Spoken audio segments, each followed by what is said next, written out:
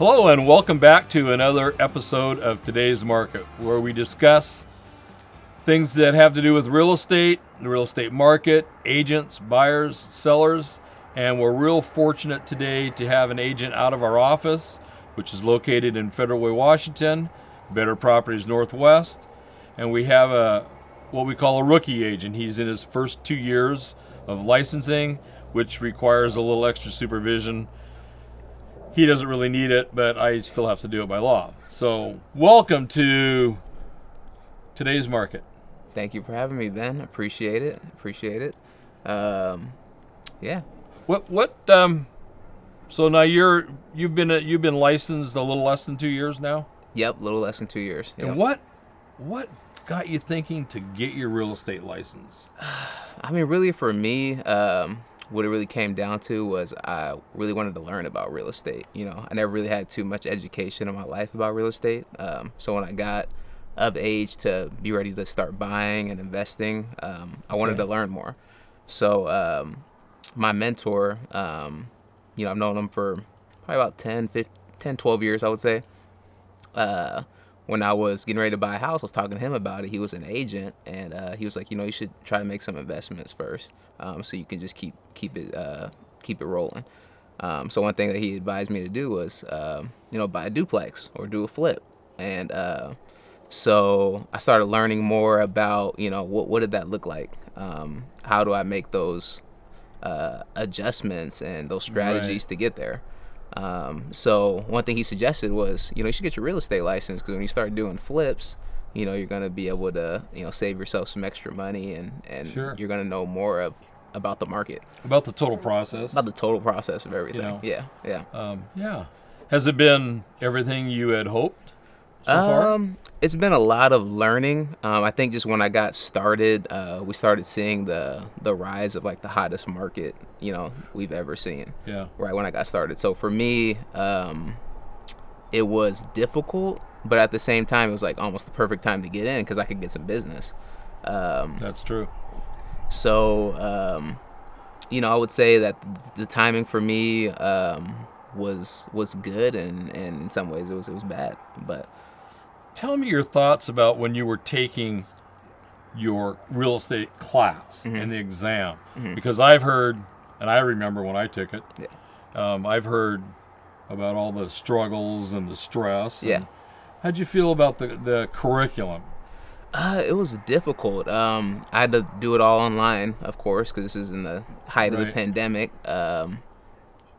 So I had to OD, and get online and learn and watch YouTube videos. And, I was spending like 1 to 2 hours a day on Rockwell, trying to knock out a couple courses every day.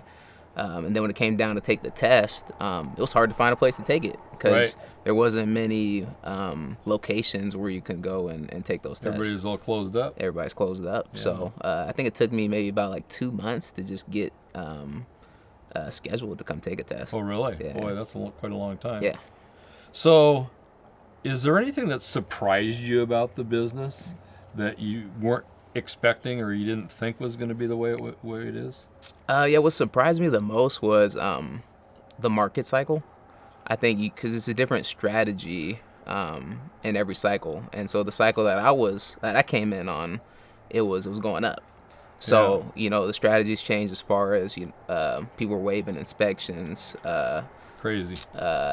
22 ADs, additional downs, escalation clauses, and then you have to have these crucial conversations with your clients of how they can win the house. So I think that was probably the most surprising to me, was I had to learn not only how to be an agent, but how to learn those strategies in the market. And things like waiving inspections have been really difficult on a lot of agents. Yeah. Because we don't believe in doing that. Not at all. In our basics, but a lot of clients end up having to do it because that's where you have to win the bid. Exactly. Yeah, this can be really frustrating. Yeah. So is there a particular moment that stands out, either a good moment or a bad moment or a really funny incident that might have happened to you in your business so far? I think probably my first listing that I had, it was surprising of just how much people wanted the house. And, I think we probably listed the house at $499. I comped it, thought it was, just about right, maybe like a little bit less, at least bring some attention. And we ended up getting, close to 600 for the house. So that was surprised. That was very surprising, Yeah. and that's when it kind of hit me that, oh my God, this market is crazy.